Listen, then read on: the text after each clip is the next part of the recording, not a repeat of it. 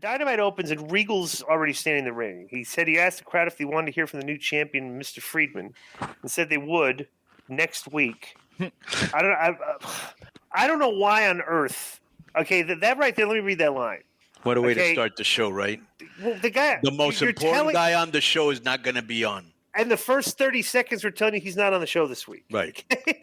And he's been one of the bigger draws. Yeah. Okay, so I'm going to be interested to see what this number is when it comes out. Do you have the number? We're not going to get it until Friday because it's a holiday. Because it's Thanksgiving. So, but yeah. So right off the bat, I'm going like, what on earth are they doing here, right? Maybe my new Patreon for Brandon Thurston will give me the numbers. Let's see. By the way, did you see MJF having back and forth with Conor McGregor and Paddy Pimblett and stuff? Everything on that Twitter? Yeah. No. Yeah, go look at pull those look up. It up, Joe. I'd like to hear that. Right.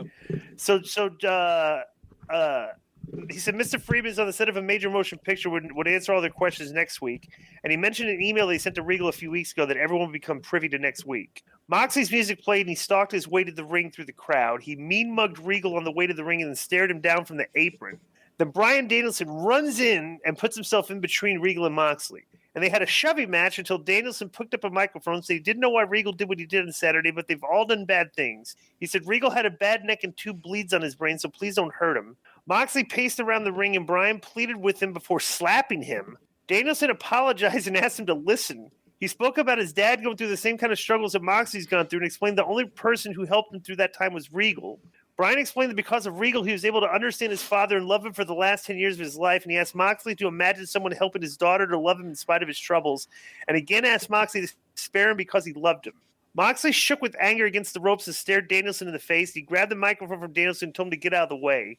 Moxley then walked up to Regal and looked at – by the way, Regal is not backing down or showing any fear during this. Right. Okay?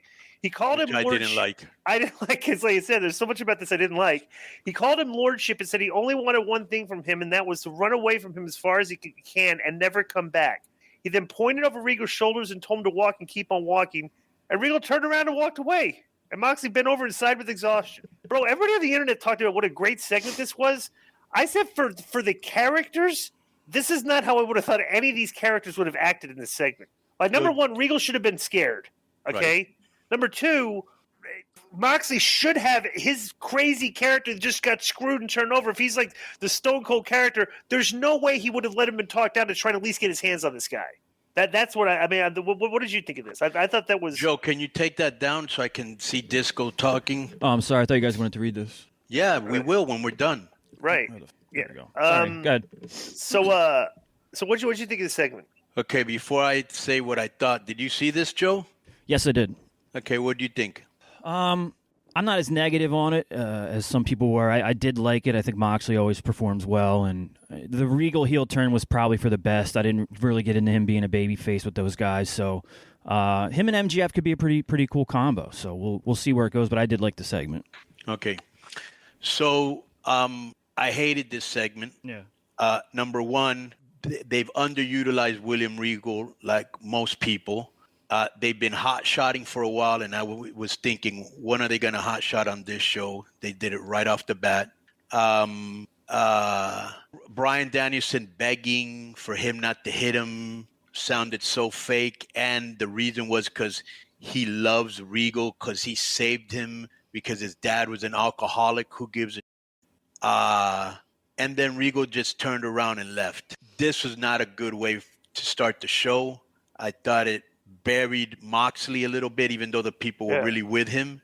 I thought Bryan came off disingenuous, and I thought it was not a good segment. Not to mention that in the first 30 seconds, which is kind of funny for Heat, you're telling people the person they showed up to see the most is not going to be on the show. Right. Okay. So then that's the case from. It's funny because we're always critical about things, but I think I'm making good critical points here, right? From a storytelling standpoint, right?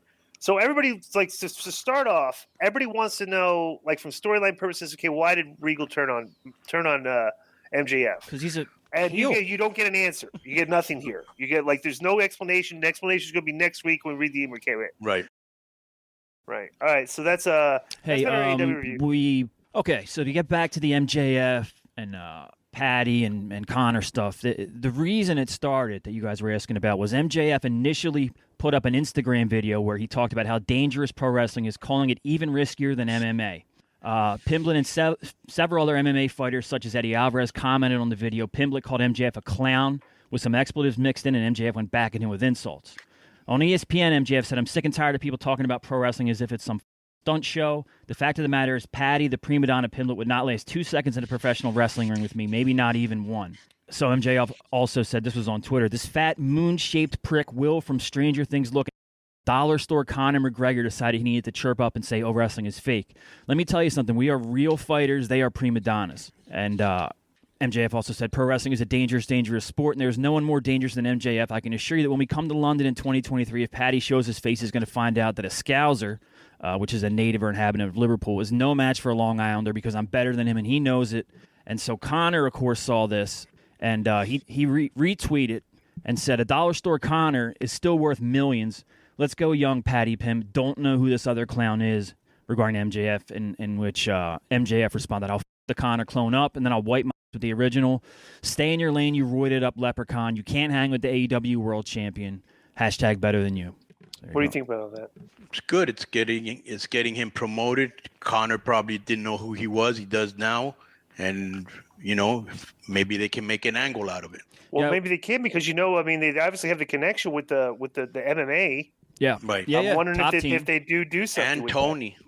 Well, bro, they've had George Masvidal's been on that show. Right. Well, all the top team guys, yeah, it's not. Yeah, well, that's what I'm saying. It's not like you can't. Yeah, it's not like you can't get, top guys. Right. Yeah, it's definitely good for him. But they, I think MJF. I wonder if MJF is just doing this all on his own, though. Of course he is. I think they'll definitely get Paddy to do something, but it would be a real coup for AEW to get Conor on a pay-per-view or something, even though it would cost a lot, I'm sure. WWE's been wanting to work with Conor for a long time, so if Tony swooped in and got him, that would be a major coup. And good, Thanks for that major info. Good press coverage for AEW as well. You heard it here. All right, so that's been our AEW and MJF review. Enjoy the rest of the show. Boom. Yo, what up? This is Konnan, and I host Keeping It 100, my co-host, Disco Inferno, unfortunately. Well, I'd say you're my co-host. Listen, every Thursday here on Spreaker, we talk pro wrestling, sports, movies, music, TV, pop culture, and some politics. It's everything the rest of the pro wrestling podcasts are not. Tune in to hear myself, the superior one, educate and inform. Tune in to hear me bury Disco. That's very disrespectful. Join us every Thursday on Spreaker and keep it 100. Boom!